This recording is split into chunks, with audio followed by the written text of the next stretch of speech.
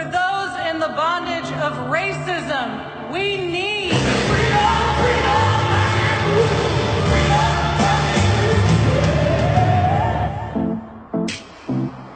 I'm at Grace Cathedral in San Francisco, California. Hundreds of folks are going to come here to witness the Beyonce Mass, bringing together secular music and a religious message to tell a story of empowerment for particularly women of color, but for anyone who happens to sing praises to the goddess herself, Beyonce.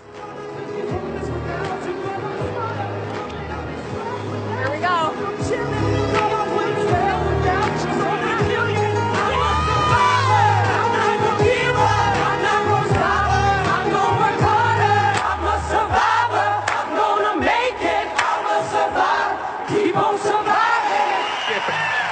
Yo, I'm out of breath because we sang Beyonce in church. Holy cow. We do have a community that is youthful and loving and looks to the world as a partner, not an enemy. So if that's new to you, I hope it's good news. God actually loves you. What can you tell me about the progressive nature of Grace Cathedral? I think a lot of the people who show up tonight are people of color, LGBT people, people on whom other people's narratives have been projected. And I mean, just to be honest, the church hasn't been the best about lifting up those voices. It really began as us saying, how can we actually be the people of God that we hope to be in the world?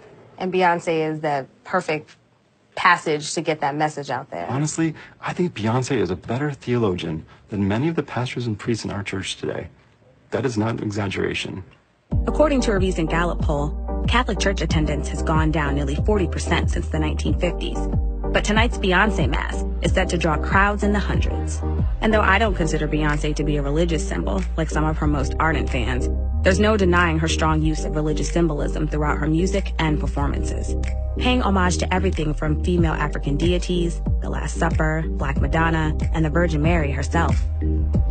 I spoke with Reverend Yolanda Norton, Beyonce fan and organizer of the event, to find out where the idea came from to mix Beyonce with the Bible.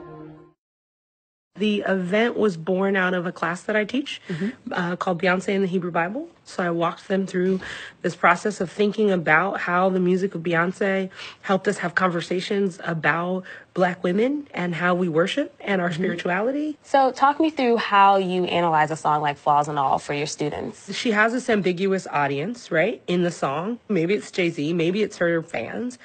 But I love it when she says, you know, I'm a train wreck. I'm a train wreck in the morning. I'm a bitch in the afternoon. Right? I'm a bitch in the afternoon. Every now and then, without warning, I can be really mean to you. Right. I can be really mean toward you. So what we do in the worship service is we make that about a conversation that we would have with God. So if you imagine that as a prayer to God, how many... I don't know why you love me. And that's why I love you. Right? I neglect you when I'm working. Yep, we all do that, right? So it's really about naming Black female spirituality is embodied in that song. The Lord be with you. Also with you. Lift up your hearts. Lift them up to the Lord. We live in a world where a mostly male church debates whether or not women should be ordained. But Jesus chose Mary of Nazareth, a woman of color, and another woman of color, Mary of Magdala, to be the prophet of the resurrection. So what is very clear to me is that God is a lot more comfortable in trusting his power and authority to women of color than the church is.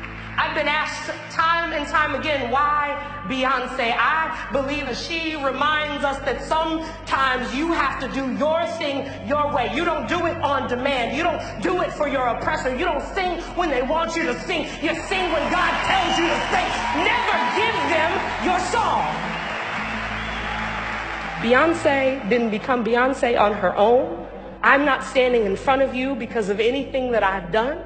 I'm here because of the Mary Nortons of the world, the Daisy Washingtons of the world. These are women whose names you'll never know, but Black women who fought to their core to make sure that there was a better tomorrow for those who could stand in front of you and say, as a Black woman, I am created in the image of God, and I am here to change the game and make the world a better place.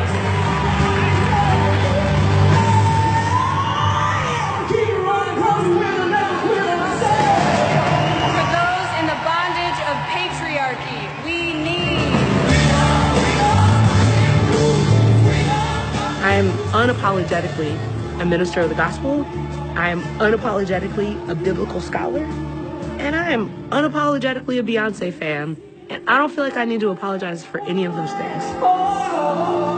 I think that Yolanda's sermon of knowing when to hold on to the hands that are next to you and stand tall and to not give up, those are messages that are not exclusive to just a woman of color experience. Those messages are necessary for everyone, and to use Beyonce and her music as a platform to bring people into the church to hear the message was truly, truly powerful. I am a hero because of